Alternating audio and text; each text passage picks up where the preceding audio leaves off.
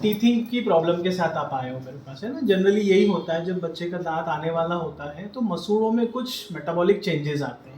जैसे प्रेगनेंसी में डिलीवरी के टाइम पे जो चेंजेस आते हैं, हमारा प्रोस्टाग्लैंडिन का लेवल मसूड़ों में बढ़ जाता है, उस वजह से वहाँ इन्फ्लेमेशन जैसी सिचुएशन होती है, उसी को पियर्स करते हुए दांत बाहर आता है।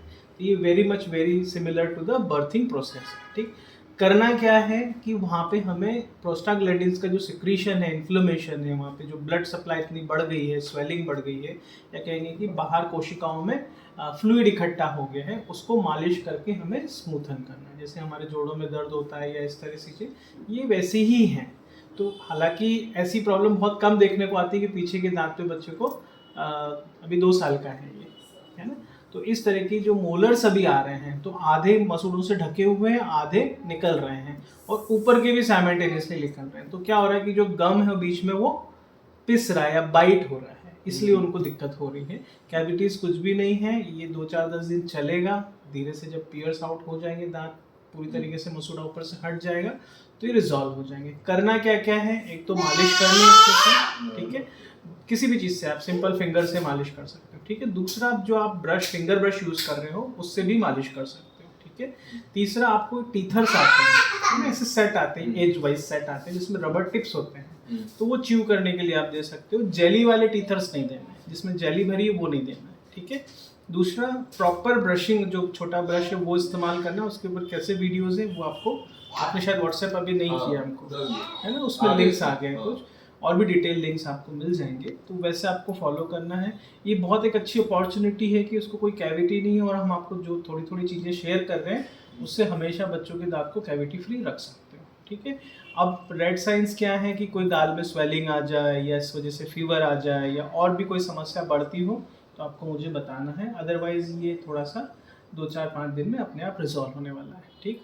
अगर दर्द इसका मालिश के बाद नहीं कम होता है तो फिर आपको कनेक्ट करना है, मैं एक ऑइंटमेंट आपको प्रिस्क्राइब करूँगा, ठीक है। मैं बहुत ज़्यादा मेडिसिन के ऊपर डिपेंडेंसी नहीं रखता बच्चों की, क्योंकि ये फिजियोलॉजिकल इवेंट है, यहाँ पे कोई इन्फेक्शन या ऐसी कोई चीज़ नहीं है जिसके लिए मैं कोई दवा या एंटीबायोटिक्स दूँगा, ठीक है। इनका तो जैसे चल रहा है ऑलरेडी, तो चलेगा ही ना। वो तो अपनी जो पीडियाट्रिशियन ने जो शुरू किया है, वो उनका अपना जो सर्दी खांसी के लिए वो कंप्लीट हो जाएगा, ठीक है। दूसरी बात, च्यू करने के लिए आप कुछ रस्क जैसी चीज़ें दे सकते हैं, बिस्किट, जो हार्ड बिस्किट्स आते हैं, या गाजर का एक टुकड़ा दे सकते हैं, या ऐसे वो बैग्स आते हैं जिसमें फ्रूट्स डाल के बच्चे मैश करके उसको सक कर लेते हैं। कुछ भी ऐसी चीज़ जो थोड़ी सी बाइट करने से वहाँ पे मालिश करें, वहाँ पे थोड़ा सा एब्रेशन करें, तो अच्छी बात है। एक दंतोद्भव रस भी आता है, वैद्यनाथ की एक टैबलेट आती है, दंतोद्भव रस, ठीक है। वो थोड़ी कोर्स होती है और उसमें एंटीसेप्टिक प्रॉपर्टीज होती है। अगर उसका चूरा बना के भी आप अगर उंगली से लेके वहाँ पे मंजन करेंगे तो भी फायदा मिलेगा उसको, ठीक। ये बेसिक सी चीज़ें हैं। थोड़ा ठंडा खिलाएंगे तो अच्छा लगेगा, और 3-4 दिन बाद एक बार फॉलोअप ले लेंगे।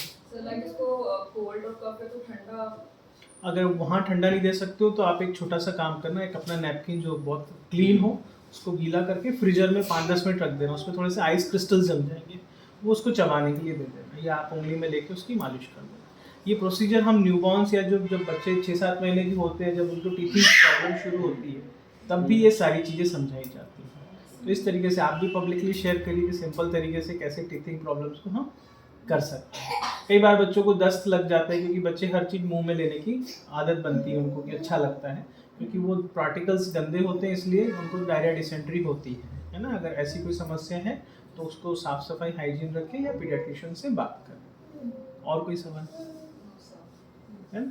तो रेगुलर फॉलोअप में रहिए। You are most welcome to our first 1000 days programme, जहाँ पे हम 2 साल से छोटे बच्चों को एक अपॉर्चुनिटी देते हैं। उनके पेरेंट्स के साथ ये हम बात सुनिश्चित करते हैं कि उनके दांतों में हम कैविटी फ्री रहेंगे, उनके जॉ का डेवलपमेंट अच्छा हम रखेंगे, उनकी टंग, लिप और बाकी उनके जो मसल्स हैं उनके पॉस्चर को हम मेंटेन करेंगे, ताकि हमारे जो फेस का पूरा 3 डायमेंशनल डेवलपमेंट है वो अच्छा हो पाए, ताकि बच्चा अच्छे से ब्रीथ कर पाए, अच्छे से च्यू कर पाए, अच्छे से वो च्यूड फूड डाइजेस्ट कर पाए, और एक हेल्दी और बॉडी के लिए हम ग्रो कर सकते हैं।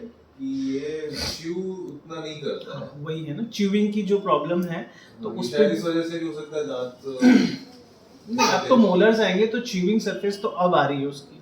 अभी तक उसकी सिर्फ आगे की बाइटिंग सरफेस थी, तो वो कुछ कट करके छोटा पीस करके उसको निगलना होता था। तो अब जो है डाइटरी पैटर्न भी चेंज होगा, अब हमें ऐसी कोर्स चीज़ें इंट्रोड्यूस करनी होगी, जैसे मखाने हो गए या ड्राई फ्रूट्स हो गए या रोटी के छोटे छोटे टुकड़े हो गए या फिंगर फ्रूट्स हो गए, फूड्स हो गए। तो इस तरीके से आप इंट्रोड्यूस करो। जूसेस मैं अवॉइड करने के लिए बोलता हूँ, आप उसके बजाय फ्रेश फ्रूट्स दीजिए, ठीक है। वो भी कोशिश करिए वो हाथ से खाएं, चम्मच, फॉर्क, स्ट्रॉ या सिपी कप का इस्तेमाल ना करें। ये सारी चीज़ें हमारे मसल्स के कोऑर्डिनेशन को इंटरवीन करती हैं, मतलब अफेक्ट करती हैं, उनके नेचुरल कोऑर्डिनेशन को रोकती हैं, ठीक है। तो जब हम हाथ से खाते हैं, आप भी हाथ से खिलाते हैं, तो there is a sensation on the lips, उससे सारा कैस्केड शुरू होता है च्यूइंग के लिए। या जैसे आप सिंपल सी बात है, जब आपने ब्रेस्ट फीड स्टार्ट किया होगा, तो जैसे ही बच्चा ब्रेस्ट के पास आता है तो there is a rooting reflex, तो वो बच्चों के चिक के आसपास ऐसी सेंसेशंस होते हैं जिससे बच्चा अपने आप मुंह खोल लेता है और वो सर्च करता है निप्पल के लिए। फिर हमारा सक रिफ्लेक्स होता है। तो इस तरह के कुछ रिफ्लेक्सेस हमारे रहते हैं, स्वेलोइंग रिफ्लेक्स रहता है। ये सारी चीज़ें अगर हम सही से यूज़ करेंगे तो ये सही से वर्क करेंगी, तो हम इनपुट जो हमारा काम है वो सही से काम है। एक फैक्ट्री है, रॉ मटेरियल और फिनिश प्रोडक्ट्स के बीच में पूरी एक चेन है। अगर उसमें कोई भी पार्ट हमारा सही से काम नहीं करेगा तो वो कहीं ना कहीं प्रोडक्शन को अफेक्ट करेगा। तो खाना, ऑक्सीजन, ये सब हमारे लिए न्यूट्रिशनल वैल्यूज़ हैं, तो उसके लिए हमारा ये वाला पार्ट बहुत ज़रूरी है। दूसरा, स्पीच के ऊपर इनको आपको बात करनी चाहिए, ठीक है। तो स्पीच के लिए आप उनको कोई भी एक लैंग्वेज, जैसे मैं बोलता हूँ Sanskrit is the good language to start with speech. तो आप संस्कृत में कुछ मंत्र या उसका स्वर व्यंजन जो उसकी वर्णमाला है वो आप खुद पहले याद करिए और दिन में 2-4 बार उसको सुनाइए, वो सुनेगा और सीखेगा, ठीक है। तो इस तरीके से 2 साल के छोटे बच्चे के लिए हम बहुत सारी चीज़ें कर सकते हैं, उन्हें आपको करना चाहिए। एक और चीज़ मैं यहाँ समझा दूँ आपको कि आपको जो ब्रशिंग करना है ना, वो लिप्स को उठा के करना है। मतलब आप जब लिप ब्रशिंग करेंगे तो आपको दांत पूरा दिखना चाहिए।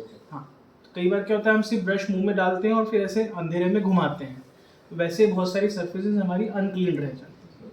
अब जब इनके पक्के दाढ़ें आएंगी तो उनके बीच में कॉन्टेक्ट्स भी बनेगा, तो उसमें आप फ्लॉसिंग करिए, है ना। फ्लॉसिंग के ऊपर भी वीडियो आपको शेयर किया गया है। फ्लॉसिंग एक थ्रेड टाइप इंस्ट्रूमेंट है जिससे कि हम दांतों के बीच का खाना साफ कर सकते हैं। तो वो भी चीज़ आपको धीरे धीरे स्टार्ट करनी है। और भी कोई समस्या लगे तो मोस्ट वेलकम, आप हमारे साथ अभी जुड़ चुके हैं। WhatsApp is the very much friendly platform जिससे आप हमारे साथ कोऑर्डिनेट कर पाओ। सर, ये अपने हाथ से कुछ खाना ही नहीं चाहता है, मतलब इसके एज के बच्चे कितने अच्छे से खा रहे हैं, भी कर रहे हैं। ठीक है, इसको हम बोलेंगे कि हम थोड़ा सा ये हमारे सोसाइटी में हमने बनाया है कि माँ बच्चे को फीड करती है, तो वो हमारी संतुष्टि के लिए हम उसको बच्चे को खुद ही फीड करते हैं, है ना। जैसे हमारे बाल गोपाल का भी जन्माष्टमी आने वाली है, तो वैसे ही है कि हम बच्चे को जब तक खुद से फीड करेंगे ना, तो उसका न्यूरोमस्कुलर कोऑर्डिनेशन नहीं बन पाएगा। वो फूड को टच करेगा तो उसे पता चलेगा कि फूड की कंसिस्टेंसी क्या है, टेम्परेचर क्या है, उसके बारे में उसके सेंसेस से उसको टच से पता चलेगा। फिर जब फूड मुंह तक लेके जाएगा तो लिप्स को पता चलेगा, टंग को पता चलेगा, now you have to chew. बड़ा अगर है चंक तो उसे च्यू करना पड़ेगा, तभी हमारे थ्रोट की मसल्स उसको आगे अलाउ करेगी। तो इस तरीके से पूरा एक कैस्केड है जो रिस्पॉन्सेस और उसके एक्शन के ऊपर ये डिसाइड करता है कि फूड को कैसे हम स्टमक तक ले जाएं और आगे फिर डाइजेशन की प्रोसेस है वो भी मेरे साथ एक के बाद एक जुड़ी रहती है। तो ये वेल डिज़ाइन पूरा एक प्रोग्राम, एक सॉफ्टवेयर होता है जिसको हमें शुरू से अगर हम सही से उसको इंट्रोड्यूस करें। दैट्स वाई जब कॉम्प्लीमेंट्री फीडिंग के बारे में हम बात करते हैं अपने फर्स्ट 1000 डेज में, तो हम उसकी कंसिस्टेंसी के ऊपर, मोड के ऊपर और किस इंस्ट्रूमेंट से देना है। जैसे फूड इज़, मतलब हाथ जो है वो सबसे बढ़िया एक इंस्ट्रूमेंट है फूड को ले जाने के लिए, तो वो ज़रूरी है कि हम उसको करें। अब गलतियाँ क्या होती है कि हम वो 6 महीने पे जब कॉम्प्लीमेंट्री फीड शुरू करते हैं तो 1 साल तक हम उसको मैश ही रखते हैं, घुटा पीसा बच्चों को खिलाते हैं और वो कंटिन्यू भी रहता है और थोड़ा सा कंसर्न रहता है कि बच्चा खा ले। तो हम उसे ये अपॉर्चुनिटी ही नहीं देते कि वो अपने लिए खुद फूड ले। जब ये मस्कुलर कोऑर्डिनेशंस जल्दी उसके टाइमली नहीं बनेंगे तो फिर आगे जाके भी ऐसे लोगों को अपने आप से खाना खाने में या हाथ से खाना खाने में दिक्कत होती है। जैसे बहुत सारे लोग हाथ से नहीं खा पाते, हाँ। उनको स्पून या फॉर्क ऐसे ही चाहिए, है ना, तो वो उनकी आदत बन जाती है। तो ये एक चीज़ें हैं। आप उसके लिए काम ये करो कि उसके जो फर्स्ट हाफ पार्ट है मील का, उसे खुद खाने दो, भले वो टाइम ले, उसको बिखेरे, मैसअप करे, करने दो, एक पार्ट ऐसे ही रखो। उसके बाद जो आपको लगता है कि फुलनेस के लिए आपको देना है वो आप उसको बैठ के खिलाओ, ठीक है। या सर, क्योंकि अब ये और टीवी देख के नहीं खिलाना, क्योंकि क्या है, टीवी तो हमने तो पहले बहुत देखता था, बट अभी हमने बहुत कम भी कर दिया है। लाइक अगर बहुत इरिटेट कर रहा है, नहीं खा रहा है एंड जरूरी है, बहुत टाइम हो गया खाए, तो ये टीवी वगैरह यूज देखो करते हैं। ये जो चीज़ें हैं जैसे कि घुमा घुमा के खिलाना या डिस्ट्रैक्ट करके खिलाना, इसको डिस्ट्रैक्शन बोलते हैं। हम भी यहाँ टीवी लगाया हुआ है ना, वो इसलिए कि बच्चा उसमें डिस्ट्रैक्ट हो जाए और हम प्रोसीजर कर पाएँ। अब ये समझना बहुत ज़रूरी है कि हमारी मसल्स या हमारा जो शरीर है वो डिस्ट्रैक्शन पे कैसे काम करता है। आप खिला तो फूड रहे हैं, लेकिन उसका विजन और दिमाग उसका टीवी पे है, विजुअली वो एक्टिव है, ठीक है। वो फूड के इसके ऊपर एक्टिव नहीं है, उसका कंसंट्रेशन नहीं है, तो वो ठीक से चबाएगा ही नहीं, है ना। जैसे अगर कोई भी चीज़ हम कर रहे हैं, जैसे हम पढ़ते पढ़ते खा रहे हैं, तो कई बार हम उसमें एंगेज हो जाते हैं और हम पूरा फूड नहीं लेते हैं। या कॉफ़ी हमारी कई बार रहता है कि हमें पता ही नहीं चलता कि आधी कॉफ़ी है, थोड़ी सी बची हुई है हमारी, क्योंकि हम उसमें एंगेज रहते हैं कहीं भी काम। तो ये कोऑर्डिनेशन नहीं होता है। ये सबसे बड़ी मिस्टेक आमतौर पे सभी लोग करते हैं, इवन मैंने भी अनजाने में कभी करी होगी। लेकिन बनते कोशिश ये जरूर करें कि हम उनको एक जगह बिठा के, ठीक है, भोजन मंत्र अगर आप यूज़ करते हैं तो उससे एक अटेंशन होता है कि हम अब फूड लेने के लिए प्रिपेयर्ड हैं, ठीक है। तो हमारा बॉडी के हर सेंस ऑर्गन को पता चलता है कि now we are ready to have some food, ठीक है। उससे हमारा गैस्ट्रिक जूस सिक्रेशन, हमारा जैसे हर चीज़ को हम, मम्मा कुछ बोलती है कि हमारा कुछ पसंद का बना है ना, अगर फ़ोन पे भी बोलेगी और वो डिस्टेंस पे है तो यहाँ बैठ के हमें मुंह में पानी आता है, ठीक है। तो ये हमारा कहीं ना कहीं कॉग्निशन है जो हमने अभी तक डेवलप किया किसी फूड के प्रति, तो वो हमें डेवलप करना भी बहुत ज़रूरी है। ये बहुत फाइनली काम करने वाली चीज़ें और इसमें मदर की रिस्पॉन्सिबिलिटी बहुत इंपॉर्टेंट है। दैट्स वाई जब 6 महीने से साल भर के बच्चे आते हैं तो हम कॉम्प्लीमेंट्री फूड के न्यूट्रिशनल वैल्यू पे ना बात करते हुए उसके इंट्रोडक्शन के ऊपर और च्यूइंग के ऊपर काफ़ी बात करते हैं। तो ये सारी चीज़ें वहाँ करेक्ट हो जानी चाहिए। अभी भी आप मेहनत करेंगे तो इसमें मिल जाएगा। यही अपने को था कि थोड़ा इनको छोटे छोटे पार्ट्स में प्लेट में करके देंगे, कुछ फेंकेंगे, कुछ खाएंगे, तो मे भी सीख जाएगा। हाँ। इवन 3 डेज से स्कूल भी जा रहा था। अरे वाह।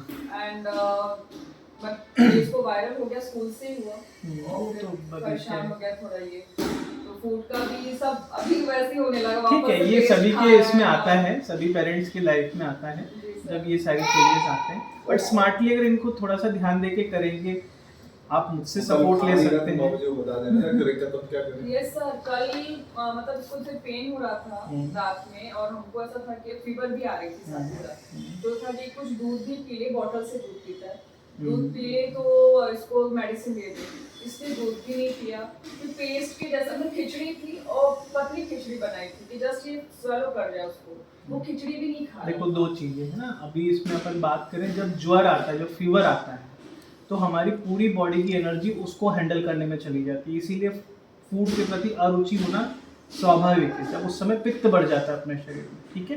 तो ऐसा बिल्कुल एक रूल बना लीजिए आप, जब कभी भी शरीर में बीमारी हो तो उसको अननेसेसरली फीड ना करें, ठीक है। जितना मन कर रहा है उतना खिला दें, थोड़ा बहुत लिक्विड्स फॉर्म में दे दें, इलेक्ट्रॉल फॉर्म में दे दें। उससे ये होगा कि बॉडी की एक मैक्सिमम एनर्जी डाइजेशन में ना खर्च होकर हीलिंग पे जाएगी। सर ये बिल्कुल लिक्विड, मतलब दूध से ज्यादा लिक्विड अभी क्या दे सकते हैं, बट ये दूध भी नहीं पी रहा था, तो दूध पी नहीं रहा था, दूध भी नहीं पी रहा था। तो हम लोग को खाली पेट का जो एसिडिटी की मेडिसिन थी वो देके फिर डायरेक्ट हमें एबू जैसी मेडिसिन देना पड़ा, जो कितना हार्ड होता है थोड़ा सा उसको एंड बिना मतलब आई थिंक मैक्सिमम इसने जो 1 or 2 ml दूध इसके अंदर गया होगा, नहीं गया तो हमें फटाफट मेडिसिन देना हुआ।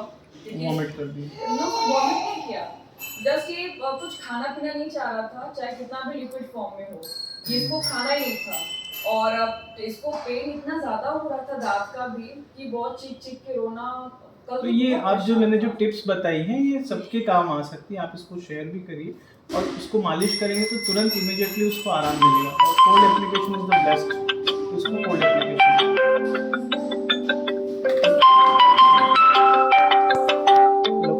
बंद करना है क्या बता, ठीक है। ये सारी चीज़ें आप करो और मुझे 2-3 दिन बाद फॉलोअप करो। और कोई भी ऐसा बच्चा जो 2 साल से छोटा है या बड़ा भी है, आप हमारे व्हाट्सएप प्लेटफॉर्म से उनको जोड़ सकते हैं। वो अपने क्वेश्चन क्वेरीज देंगे हमारे डिजिटल प्लेटफॉर्म पे। इसी तरीके के इन्फॉर्मेटिव वीडियोज़ हैं, एक ये आज और तैयार हो गया आपके बहाने, तो ये आंसर्स मिलते जाएंगे पब्लिक को।